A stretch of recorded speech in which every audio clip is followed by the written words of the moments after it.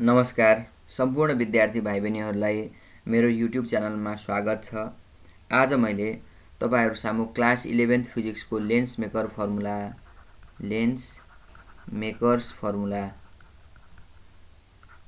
Makers formula भन्ने topic लिएर आएको छु। यो चाहिँ तपाईहरुको एकदमै इम्पोर्टेन्ट डेरिभेसन क्वेशन हो। यो क्लास 11 को लागि क्लास 11th को लागि 11th को फिजिक्स को लागि चाहिँ this is important relation not only in class 11, it is equally useful for other CTBT exams. Okay, so what is the relation, what is this formula? Okay, first I will show you what is the lens formula. Actually lens maker, basically there is the difference between the lens maker's formula and lens formula. So you should not have to confuse on that two terms. So basically I will show you the formula first, then I will elaborate it, and then I will explain it. Okay, so the formula is like this. Lens maker formula is like 1 by f is equal to mu minus 1 upon r1 plus 1 upon r2. This is the lens maker's formula. So you can clearly see that what variables are there, what are the terms that are used in this relation. There is f, that is the focal length, mu means refractive index, and r1 and r2 are the radius of curvature. यो रिलेसनमा तपाईले के देख्दै हुनुहुन्छ भने त्यहाँ चाहिँ एउटा focal length छ, रिफ्र्याक्टिभ इन्डेक्स छ अनि रेडियस अफ कर्वेचरहरु पनि छ.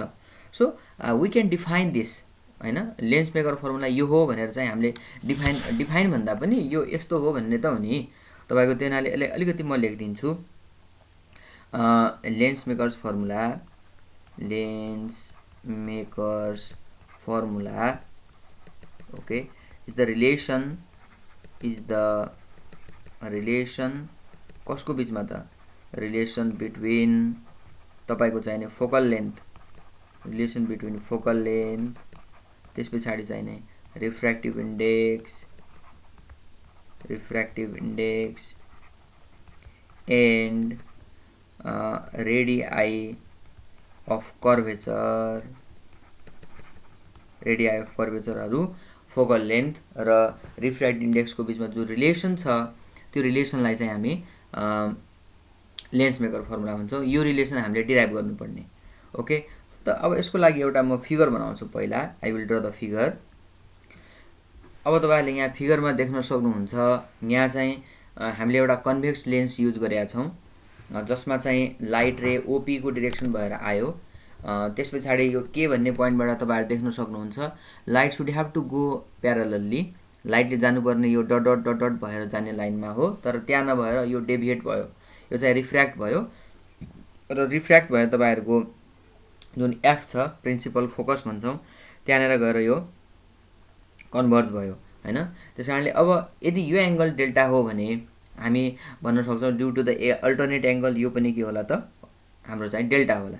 अनि अब यहाँनेर मैले देखाउन खोजेको के त भन्दाखेरि जुन यो पीक्यू भन्ने पोर्सन छ नि, यो स्मल पोर्सन हो. बेसिकली यहाँ देखाउँदाखेरि चाहिँ ठूलो देखाए पनि स्मल पोर्सन हो.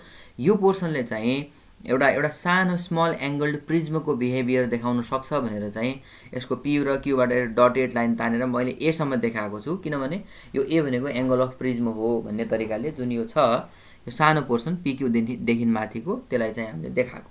सो अब हामी यसलाई यसरी भनौं. अलिकति यसलाई कसरी लेख्ने त नि भन्दाखेरि पनि अलिकति कुरा होला. त्यसकारणले let us consider a thin convex lens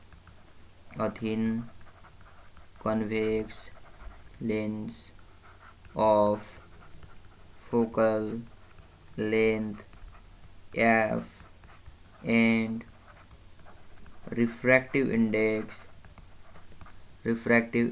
तपाईको चाहिने mu, refractive index mu छ. Let light incident parallelly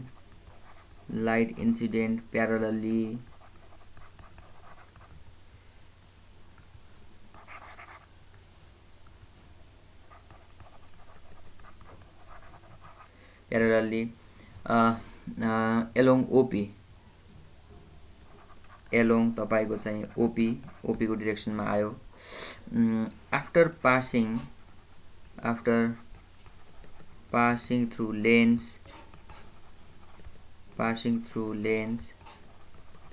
light refract तपाईको चाहिँ लाइट रिफ्र्याक्ट भयो रिफ्र्याक्ट एलोङ तपाईको चाहिँ नि पीके अर्थात हैन पीके को डाइरेक्सनमा तपाईको सरी पीके हैन केएफ भन्नु पर्यो है त केएफ को डाइरेक्सनमा हैन KF and focus at f हैन focus at f अब यहाँनिरबाट here जुन डेल्टा छ डेल्टा इज अब यसलाई तपाईहरु जे भन्नुहुन्छ एंगल अफ डेभिएसन भन्दा पनि हुन्छ डेभिएटेड एंगल हैन डेभिएटेड एंगल कति एंगलले डेभिएटेड भयो त अथवा एंगल अफ डेभिएसन भन्दा पनि भयो एंगल अफ डेभिएसन मतलब इन्सिडेन्ट लाइट चाहिँ अब कति एंगलले चाहिँ डेभिएट भयो त नि भन्ने कुरा हो अब चाहिँ हामी यो फिगरमा तपाईहरु पनि भन्न सक्नु होला 10 डेल्टा तपाईहरु भन्न सक्नुहुन्छ यो फिगरमा हेर्नुस् त केसीएफ मा तपाईहरु के लेख्न सक्नु होला हेर्नुस् त 10 delta is equal to h upon f लेख्न सकिएला हो हैन h upon f p by b भन्न सक्नुहुन्छ त्यसकारणले अब चाहिँ हामीलाई यसरी भनौं फ्रम फिगर यसरी है त फ्रम फिगर तपाईको चाहिँ 10 delta is equal to h upon f हैन h अपन f हुन्छ अब यो यदि यो डेल्टा त स्मल हुने त हामी त स्मल कै कुरा गर्दै छौं इफ हैन अथवा h डेल्टा इज स्मल हैन यदि डेल्टा स्मल भयो भने हामी के भन्न सक्छौं भने 10 delta nearly equal to delta त्यसकारणले हामी के भन्छौं भने delta is equal to h divided by f यसलाई मानौ इक्वेसन 1 यो चाहिँ हाम्रो इक्वेसन 1 हो भनेर सपोज गरौँ अब फेरि तपाईहरुको जुन पोर्सन मैले जुन pq भन्ने पोर्सन देखाइराछु नि यहाँनेर यो pq भन्ने पोर्सनले चाहिँ तपाईको स्मल यो pq भन्दा माथिको सानो पोर्सन छ यसले चाहिँ स्मल एंगल्ड प्रिज्मको काम गर्छ र त्यसको लागि हामीले स्मल एंगल्ड प्रिज्मको रिलेसन के हुन्छ त नि भन्ने चाहिँ हामीलाई थाहा छ for small angled prism for small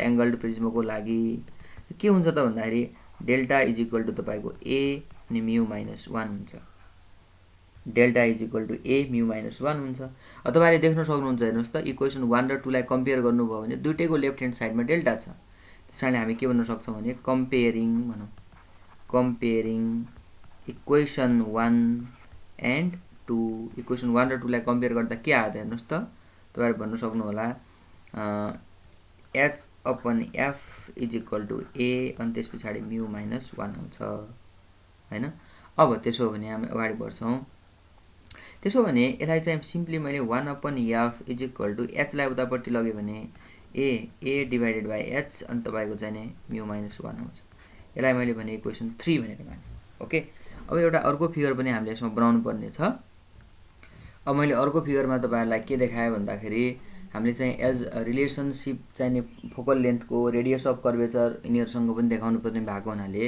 एउटा मैले फिगर देखाए यो फिगर पनि तपाईहरुले एक्जाममा बनाउनै पर्छ दुईवटा फिगर बनाउनु पर्छ यसमा चाहिँ रेडियस अफ कर्वेचरहरु देखाइएको छ you can clearly see PQ भन्ने पोर्सन अघिको जस्तै हो के भनेको पनि अघिको जस्तै पोइन्ट हो र यो C1 र C2 भनेका दुईवटा सेन्टर अफ कर्वेचरहरु हुन् र अब यो बीचकोलाई तपाईले ऑप्टिकल सेन्टर भन्न सक्नुहुन्छ C भनेको यो भनेको h हाइटमा माथि छ अनि तपाईको चाहिँ नि ऑप्टिकल सेन्टरबाट यो सम्मको दूरी r2 मान्नुभयो यतापट्टिको r1 मान्नुभयो यो एंगल चाहिँ फाइ यो एंगल चाहिँ थीटा हुन्छ र तपाईको यो जुन एंगल छ यो तपाईले देख्न सक्नुहुन्छ यो एंगल चाहिँ तपाईको एंगल अफ प्रिज्मको बराबर हुन्छ दैट इज a एंगल अब यो फिगरबाट एउटा रिलेसन हामी के भन्न सक्छौं भने जुन यो a छ a is equal to theta plus phi होला किनभने एंगल एउटा ट्रायंगलको प्रोपर्टी छ दुईटा इनर एंगल अथवा इंटरनल एंगल को सम इज इक्वल टु एउटा एक्सटर्नल एंगल हुन्छ त्यसकारणले फ्रम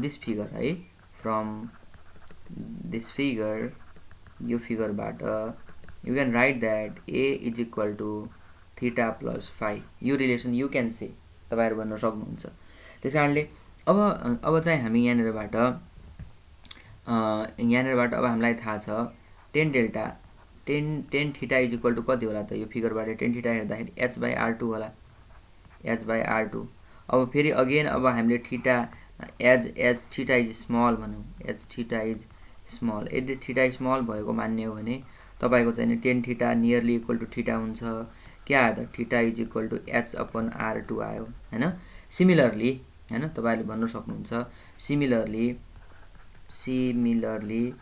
अब तपाईहरुले भन्न सक्नुहुन्छ तपाई theta equal to h by R2 आयो भने फाइ इक्वल टु चाहिँ तपाईहरु इजिली भन्नुहुन्छ फाइ इक्वल टु के होला त एच अपन R1 होला, फाइ अपन के रे एच अपन R1 होला। त्यसकारणले देन अब माथिको रिलेसनबाट देन अब तपाईको त a is equal to the theta plus phi हो नि त हैन। a equal to the theta plus phi हो। अब थीटा भनेको h बाइ R2 के रे थीटा भनेको h बाइ R2 आयो। तपाईको a is equal to h upon R2 plus त्यसपछि अब फाइ भन्नाले चाहिँ h बाइ R1, फाइ भनेको h अपन R1 आयो। यहाँबाट a इक्वल टु h लाई कमन निकाल्नुस् 1 बाइ R1 प्लस अनि के आयो त 1 बाइ R2 आयो। सो a बाइ h भन्नुस्, a by h equal to कति आयो त 1 by R1 plus 1 by R2। अब एकपटक हाम्रो इक्वेसन 3 मा हो सायद हैन, इक्वेसन 3 मा हेर्नुस् त या 1 by f equal to a by h mu minus 1 छ। त्यो इक्वेसन 3 मा चाहिँ a बाइ h को भ्यालु राखिदिएपछि हामीले चाहेको रिलेसन आउँछ। Putting value of a by h, putting value of a by h in equation number 3 है। इक्वेसन 3 मा राख्नुभयो भने के आउला त भन्दाखेरि 1 बाइ f छदैछ। तपाईको a बाइ h भनेको चाहिँ 1 by R1 plus 1 by R2 भयो, किनभने हामीले अघि एकछिन अगाडि हेर्यौं नि त a बाइ h को भ्यालु 1 बाइ यति हो। अनि त्यसपछि म्यू माइनस 1 अनि त्यसपछि के छ त mu minus 1। Therefore 1 by f is equal to मैले अगाडि लेखे म्यू माइनस 1 अनि 1 बाइ R1 प्लस अनि के त 1 by R2 which is the required relation. यो नै हामीलाई चाहिएको रिलेसन हो है, which is required relation, which is required relation. यहाँसम्म तपाईहरुले लेख्नु पर्ने छ, एकदमै इम्पोर्टेन्ट छ एक्जामको लागि। हेर्नु होला, विचार गर्नु होला। So thank you very much मेरो भिडियो अहिलेसम्म हेरिदिनु भएकोमा।